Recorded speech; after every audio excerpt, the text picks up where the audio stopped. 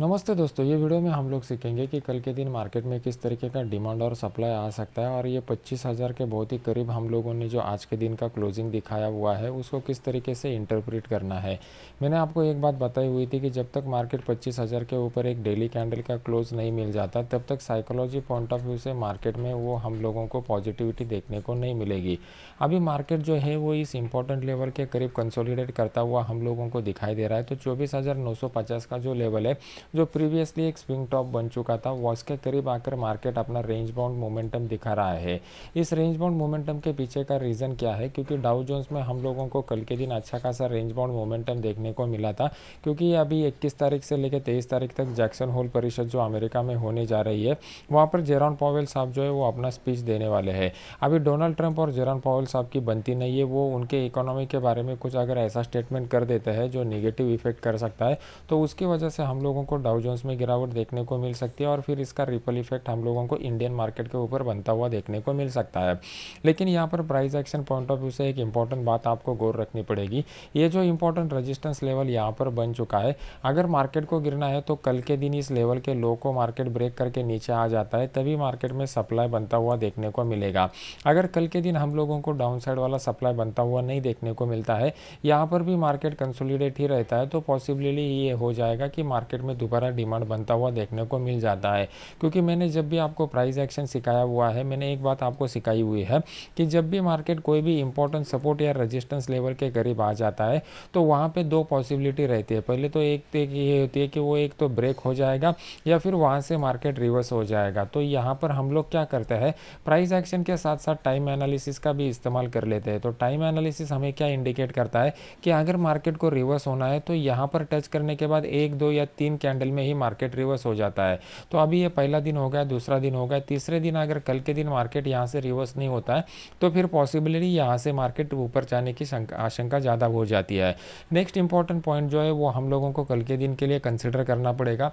कल के दिन बहुत ही डेटा पॉइंट हम लोगों को देखने को मिलने वाला है। सबसे पहला डेटा पॉइंट जो कल के दिन हम लोगों को आने वाला है वो अमेरिका में जुलाई सॉरी आज के दिन आने वाला है, वो अमेरिका में जुलाई का हाउसिंग का डेटा निकल करके आ जाएगा। तो ये डेटा अगर कुछ एक्सपेक्टेशन से बहुत ही अलग आ जाता है तो हम लोगों को क्या हो जाएगा, डाउ जोन्स में उसका इफेक्ट देखने को मिलेगा और कल अपने इंडियन मार्केट में देखने को मिल सकता है। कल के दिन हम लोगों को फोकस कहाँ पे रखना है इंडियन मार्केट के चालू होते समय, कि यूरोप में हम लोगों को सीपीआई का डेटा देखने को मिलने वाला है और ईसीबी के जो प्रेसिडेंट है उनका इकोनॉमिक फोरम में एक संबोधन है। तो ये दो डेटा पॉइंट हम लोगों को ग्लोबल पॉइंट ऑफ व्यू से कल के दिन इंपॉर्टेंट रहेंगे, तो इसके ऊपर हम लोगों को फोकस बना के रखना पड़ेगा। नेक्स्ट इंपॉर्टेंट, हमारा मार्केट क्लोज हो जाने के बाद कल यूएस में भी सीपीआई का डेटा रिलीज़ हो जाएगा, तो वो भी डाउ जोन्स के ऊपर इम्पैक्ट करता हुआ हम लोगों को देखने को मिलेगा।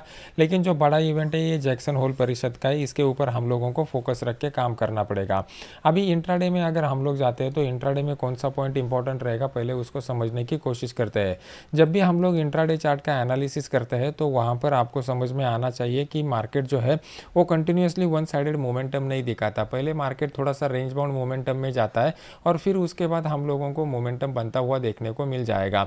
आज के दिन का अगर आप लोग मोमेंटम देखते हो इंट्राडे चार्ट के ऊपर, तो 5 मिनट में पहले मार्केट में अच्छा खासा शॉर्ट कवरिंग जो कल का पेंडिंग था वो होता हुआ दिखाई दिया, लेकिन यहाँ पर फ्रेश लॉन्ग बनने की आशंका थोड़ी कम देखने को मिल रही है। आज आप एफआई का डेटा देख लीजिए, 7 बजे के बाद आ जाएगा, वहाँ से आपको आइडिया मिल जाएगा। लेकिन जिस तरीके से पिछले 2 दिनों से मार्केट रेंज बाउंड सिनेरियो दिखा रहा है, तो पहले का लो हम लोगों को जो देखने को मिल चुका था ऑलमोस्ट उसके ऊपर आज के ओपनिंग का लो बन चुका था, और फिर उसके बाद जो 2 बजे के करीब लो बना वो भी हम लोगों को ऊपर का देखने को मिल रहा है। मतलब मार्केट क्या कर रहा है, एक हाइयर लो बनाने की कोशिश कर रहा है। तो ये higher low price action point of view से कहीं ना कहीं इंडिकेट करते हैं कि मार्केट डिमांड वाले जोन में जाने की आशंका सबसे ज़्यादा है। तो कल के दिन हमारे लिए इंपॉर्टेंट जो लेवल निकल करके आ रहा है, तो ये 2 दिनों का जो हाई निकल करके आ रहा है वो 25,000 के करीब का हाई है।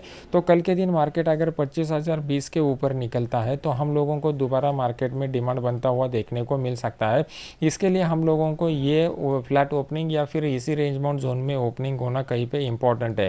मैंने जैसा आपको बताया हुआ था कि जो मेरा फ्री वाला टेलीग्राम चैनल है वहाँ पर मैं आपको अपडेट देना स्टार्ट कर चुका हूँ। तो ये फ्री वाले टेलीग्राम चैनल का लिंक जो है वो वीडियो के नीचे डिस्क्रिप्शन बॉक्स में मैंने डाला हुआ है। कुछ लोगों को टाइम एनालिसिस के कंसेप्ट समझ में नहीं आते, तो यहाँ पर मैंने आज के दिन टाइम एनालिसिस का कंसेप्ट आपको बताया हुआ था 11:27 इस मिनट पर ही कि टाइम एनालिसिस के हिसाब से 12:15 इंपॉर्टेंट है। और अगर आज के दिन का हाई देखेंगे तो पूरा दिन का जो हाई है वो अप्रॉक्सीमेटली उसी समय पर लग चुका है। तो ये टाइम एनालिसिस अगर आपको सीखना है तो जल्दी हम लोग उसका ट्रेनिंग भी स्टार्ट करने वाले हैं। कुछ रेगुलेशंस की वजह से मैं इमीडिएटली अभी नहीं कर पा रहा हूँ, जैसे ही वो फुलफिल हो जाएगा हम लोग फ्री ट्रेनिंग स्टार्ट करेंगे। जो लोगों को जीरोधा का अकाउंट ओपन करना है उसका लिंक वीडियो के नीचे डिस्क्रिप्शन बॉक्स में मैंने डाला हुआ है, आप वहाँ पर जाके चेक करके देख सकते हो। वीडियो अगर आपको अच्छा लग रहा है तो इसको लाइक कीजिए और अपने यूट्यूब चैनल को सब्सक्राइब करके बेल आइकॉन का बटन दबा दीजिए। मिलते हैं नेक्स्ट एजुकेशनल वीडियो में। Thank you very much.